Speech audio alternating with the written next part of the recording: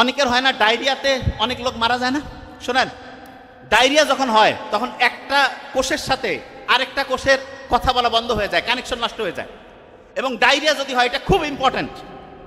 Diarrhoea যদি কারো হয়েছে এবং ওই সময় যদি দেখেন যে তার প্রস্রাব হচ্ছে না, তাহলে সাথে সাথে ডাক্তারের কাছে নিয়ে যাবেন, না হলে দেখা যাবে আল্লাহ না করুক কিডনি ফেইলিওর হয়ে লোকটা মরে যেতে পারে। ডায়রিয়া হয়ে গেলে স্যালাইন তো খাওয়াবে নেই, তার সাথে জিঙ্ক আছে না, জিঙ্ক প্রত্যেক দিন জিঙ্ক খাইতে হবে 15 দিনে 2 বার করে 15 দিন। এবং ওই জিঙ্কটা কি করবে জানেন? ডায়রিয়া হলে আমাদের যে ডাইজেস্টিভ সিস্টেম আছে না, সেটা এবড়ে থেবড়ে হয়ে যায়। ওই যে হঠাৎ করে গাড়ি চালাইতে গিয়ে অ্যাক্সিডেন্ট হইলে শরীরের কোনো জায়গায় একটা ওই ছিলে যায় না, ওইরকম ডাইজেস্টিভ সিস্টেমটা ওইরকম ছিলে যায়। ওই যে আপনি জিঙ্কটা খাইলেন, সেটা ডাইজেস্টিভ সিস্টেমটাকে সুন্দর করে রিপেয়ার করে। মলম যেমন একটা জায়গাকে সুন্দর করে রিপেয়ার করে, ওই কাজটা করে। এবং আরেকটা কাজ করে, সেটা কি? সেটা হচ্ছে ওই জিঙ্ক আবার আপনার যে ডাইজেস্টিভ সিস্টেম, সেইখানে পানি ধরে রাখতে সে হেল্প করে। এটা একটা ইম্পর্টেন্ট। মেয়েরা যারা আছেন দেখবেন যখন মা হয় তখন তার শরীরে হরমোনের বিভিন্ন চেঞ্জ হয়।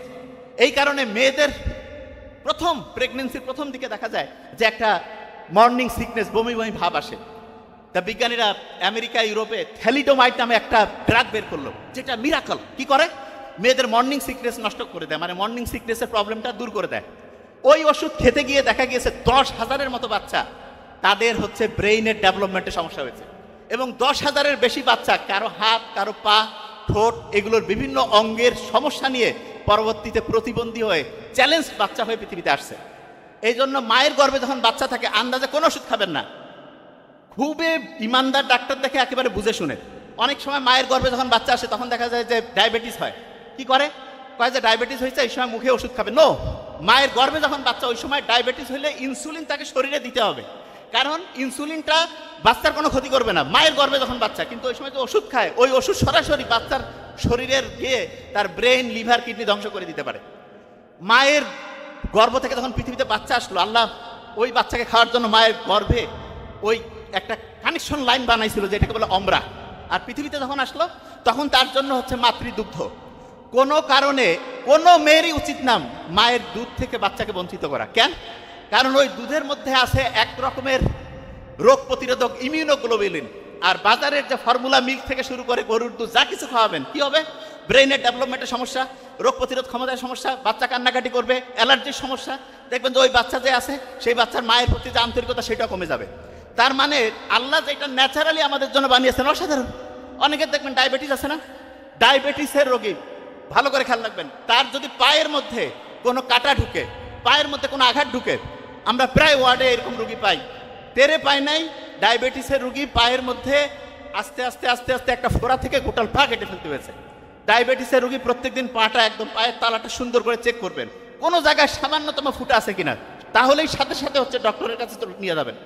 জ্বর যখন হয়, মোহাম্মদ সাল্লাল্লাহু আলাইহি ওয়াসাল্লাম বলছে না, জ্বর যদি হয়, জ্বর হচ্ছে আগুন, এটাকে পানি দিয়ে মোকাবেলা করো। বিজ্ঞানীরা এখন দেখতেছে যে কোনো জ্বরের 1 নাম্বার, জ্বর কিন্তু রোগ না, উপসর্গ। এটার 1 নাম্বার ট্রিটমেন্ট হচ্ছে যখনই জ্বর হয়েছে তাকে পানি দিয়ে শরীরটা মুছায় ফেলেন, ঠান্ডা না লাগলে গোসল করায় ফেলেন। লাভটা কি? পানির একটা অসাধারণ বৈশিষ্ট্য হচ্ছে পানি যখন এক জায়গা থেকে আরেক জায়গায় যায়, তাপকে সাথে নিয়ে যায়, তাপকে সাথে নিয়ে যায়। তার মানে আপনি এই যে আমি যে ঘামতেছি, কেন? শরীর থেকে অতিরিক্ত তাপটা বের হয়ে যাচ্ছে। এয়ার কন্ডিশন মেশিন যখন লাগানো থাকে, দেখবেন না যে মেশিন থেকে হচ্ছে যে প্রতি মুহূর্তে বাইরে ফোটায় ফোটায় ফোটায় ফোটায় পানি পড়ে। কেন? শরীর যেমন আমাদের ঘামের মাধ্যমে তাপমাত্রা, পানি এক জায়গা থেকে আরেক জায়গায় গেলে তাপকে সাথে নিয়ে যাবে। এয়ার কন্ডিশন মেশিন এরকম বাইরে তাপটাকে নিয়ে গিয়ে ফেলে দিল পানি আকারে, রুমটার মধ্যে যে টেম্পারেচার ওইটা মেনটেন করলো। ঠিক তেমনি করে যে কারো যখন জ্বর হয়েছে, সাথে সাথে কি করবেন? শরীরটা একদম সুন্দর করে স্পঞ্জ করে ফেলবেন, পারলে গোসল করা নিবেন যদি ঠান্ডার সমস্যা না থাকে। আরেকটা জিনিস বলে রাখি, অনেকেই লিভারের সমস্যা আছে না, লিভারের মধ্যে চর্বি জমছে, 1 নাম্বার ট্রিটমেন্ট কি সেটা? সেটা হচ্ছে চিনি জাতীয় যত খাবার আছে হারাম, বাতিল বাতিল করে দেন। বাতিল করে টক দই খান, তার সাথে হচ্ছে ওই যে গ্রিন টি যে আছে সেইটা একটু খান। এবং একটা জিনিস বলে রাখি, গাছের যে ন্যাচারাল যে মধু, সেইটার যে বৈশিষ্ট্য, কেনা মধুর ওই বৈশিষ্ট্য হবে না। গাছের যে ন্যাচারাল মধু, সেইটা অ্যান্টিঅক্সিডেন্ট, রোগ প্রতিরোধ ক্ষমতায় ভরপুর, এবং সেইটা আপনার শরীরের গ্লাইসেমিক ইন্ডেক্সটাকে ঠিকভাবে কন্ট্রোল করবে, ডায়াবেটিসের সমস্যা হবে না। কিন্তু দোকানের খাইলে ওইটা আপনার জন্য প্রবলেম করবে। এরপরে ওই যে ঘি আছে না, অনেকে কয় ভাই ঘি খাচ্ছি কাজ কম হচ্ছে। হ্যাঁ, বাড়িতে তৈরি করা যে ঘি, সেটা কিভাবে হয় জানেন? দুধ থেকে দই, দই থেকে মাখন, মাখন থেকে ঘি, এটা বাড়িতে বানানো। আর কোম্পানি যখন বানায় তখন সরাসরি ক্রিমটা উঠাই নিয়ে সেখান থেকে দই করে। ইন্টারেস্টিং পয়েন্ট, সহজ করে বলি, বাড়িতে বানানো ঘি এইটা 1000 গুণে ভালো যে কোনো কোম্পানির সারা দুনিয়ার যে কোনো দামি ঘিয়ের চাইতে 1000 গুণে ভালো। কেন? কারণ ওইখানে এমন উপকারী ব্যাকটেরিয়া তৈরি হয় যেটা আমাদের শরীরের রোগ প্রতিরোধ ক্ষমতা বাড়ায় দেয়, আমাদের হজম শক্তি বাড়ায় দেয়, আমাদের হচ্ছে ওই যে ওইটাকে যেটা বলে খাবারের যেই প্রয়োজনীয় অংশটাকে ঠিকভাবে অ্যাবজর্ব করতে হেল্প করে। এই সবগুলো জিনিস যদি ভালো করে মাথায় রাখেন তাহলে একটা জিনিস বলে রাখি, গ্যাস্ট্রিকের সমস্যা অনেকে ভুগতেছেন না? গ্যাস্ট্রিক আছে না? 1 নাম্বার গ্যাস্ট্রিকের সমস্যায় ভুগতেছেন, এই কাজটা করেন। সেটা কি?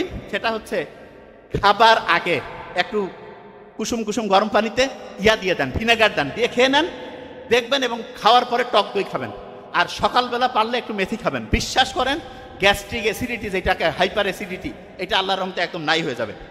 বনসাই ট্রি কারা দেখছেন? বনসাই ট্রি দেখেন নাই? ছোট্ট একটা জায়গার মধ্যে একটা বড় গাছ, ছোট্ট, ওটাকে বলে বনসাই ট্রি। আর এই যে বাইরে যে বিশাল বিশাল বৃক্ষরাজি, এই 2 গাছ কিন্তু সেম।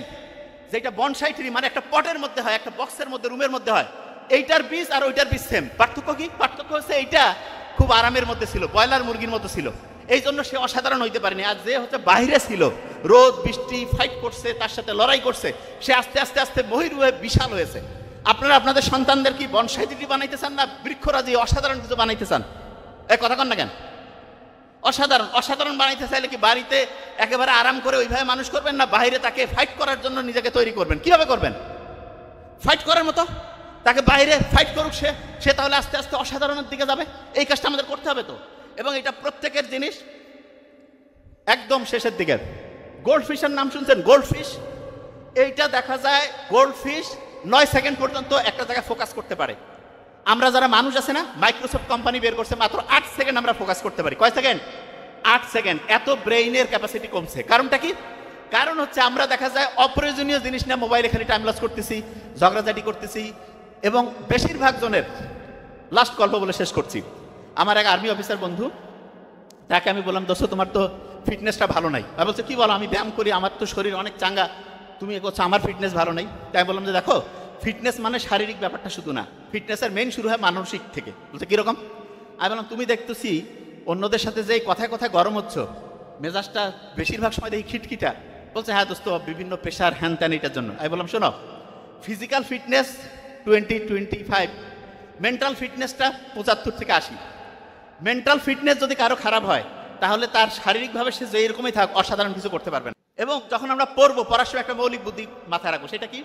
আমরা যখন পড়তেছি না, পড়ার সময় বাম হাতটা মুষ্টি করে ধরেন, তো মুষ্টি করে ধরেন, বাম হাতটা মুষ্টি করে ধরবো। যখন আমরা পড়বো একটা জিনিস, যখন আমি রিভিশন দিব তখন বাম হাতটা মুষ্টিটা ছেড়ে দিলাম, ডান হাতটা মুষ্টি করে ধরবো। রিভিশন দেওয়ার সময় কোনটা? ডাইন হাত মুষ্টি করে ধরবো রিভিশনের সময়। খেয়াল থাকবে। রাতে ঘুমানোর আগে রিভিশন, সকালে ঘুম থেকে উঠে রিভিশন। প্রত্যেক ঘন্টায় বুক ভরে একটু শ্বাস নেন,